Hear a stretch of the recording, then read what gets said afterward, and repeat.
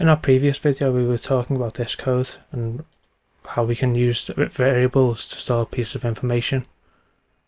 From our last lecture we know that these are now known as integers or ints, and we also know that this is a string because we've defined it as a string. But what about the other variable types? So let's create another project again.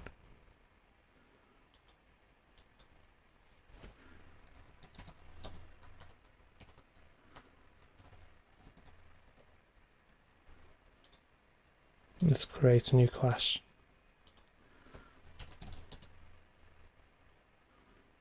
And again, we're just going to copy and paste this across just for simplicity.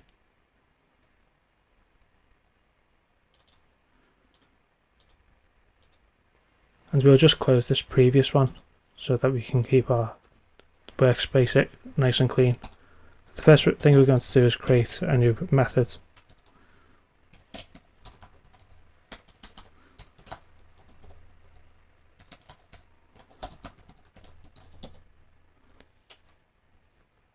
And so the first thing that we talked about in the lecture was integers. And this is just a number. So in our previous video we talked about how John viewed a video 7 times and Amy viewed a video 6 times. And that's how we define it. We just declare an integer which is called views by John. And if we're going to set a data value to that integer when it's first called, we just do equals and then what we're assigning to it. It's completely optional whether you assign something when you first create the variable. So you could do something like this.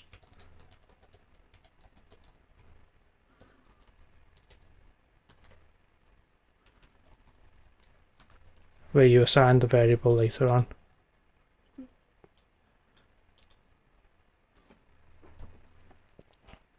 And again, if you want to output this,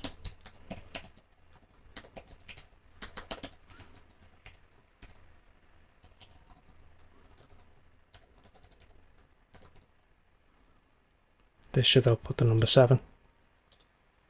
Yep. So the important thing to remember when you're dealing with integers is that they only work when you're dealing with whole numbers. You couldn't put 7.2, for example. It will actually give you an error.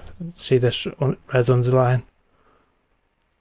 And if you hover over it, it will say type mismatch, cannot convert from double to integer.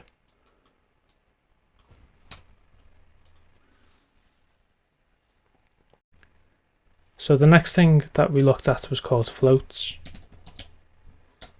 And this is very similar to integers in that it's a number, but this time we can deal with decimal places. So when we're dealing with averages, for example,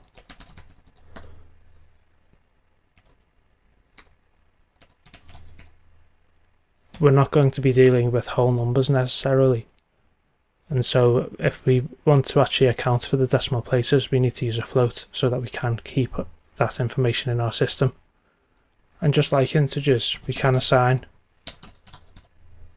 the value to the variable when we first call the variable, or we can assign it later on.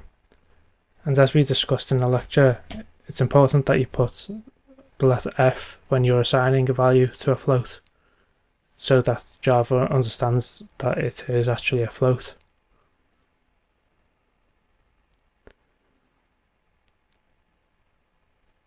And again, we can output this.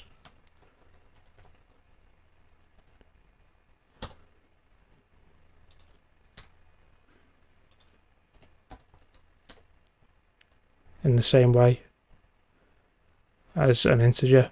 So we can just type average rating again. And when we run this, we're going to get 2 lines out now. So we're going to get 7, which is our integer, and the average rating, which is 5.5. This /n is how we tell Java that we want a new line.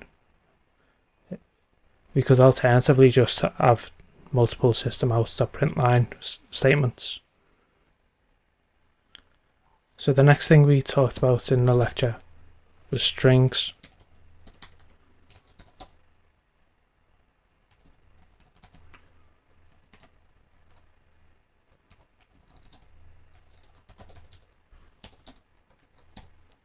And we basically assign a value to a string by typing whatever we want inside quotation marks.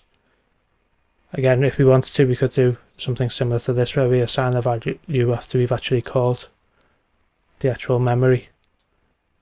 But in this case, we're just going to leave it how it is. But this means that we can do things like message 1. And then we're going to be able to label our outputs like we did in our previous tutorial. And we can do the same for our second one.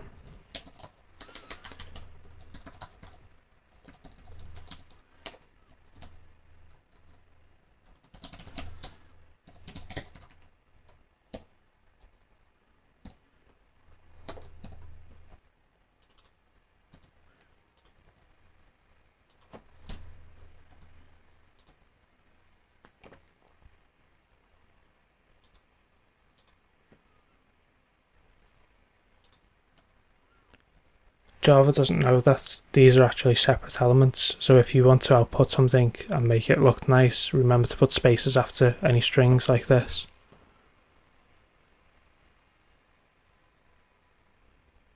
And it's also important to remember as well that string has a capital S, whereas all of the other types that we've talked about so far are all lowercase. That's something that does catch a lot of people out. So don't worry if you do get caught out by it yourself. The final thing that we talked about was Boolean. And this is just going to be either true or false. And we also mentioned that we have specific naming conventions.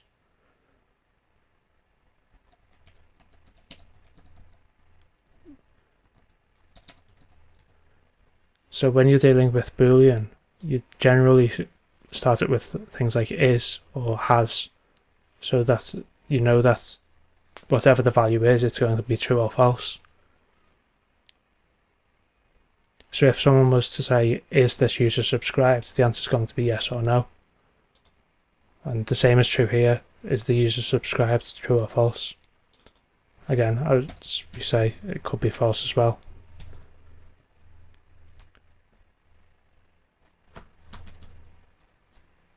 Now if we wanted to output this, we're going to get the same sort of output as we would expect. So let's create one more string first.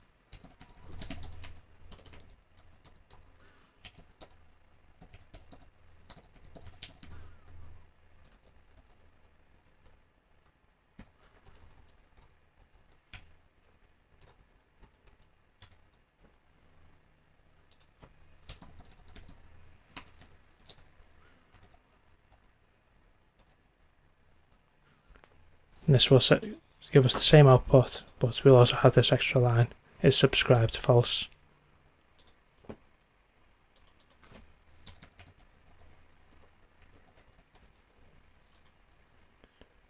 I mentioned earlier in the lecture that we generally use Boolean as either when we're setting properties or when we're using it to determine whether we should execute one piece of code or another.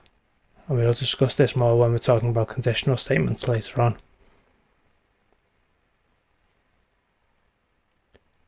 One final thing to mention before we end this tutorial is the fact that these are only some of the data types. There are plenty of others which we may come across later on in the series. But these are the main data types that you'll encounter when you start looking at Java for yourself.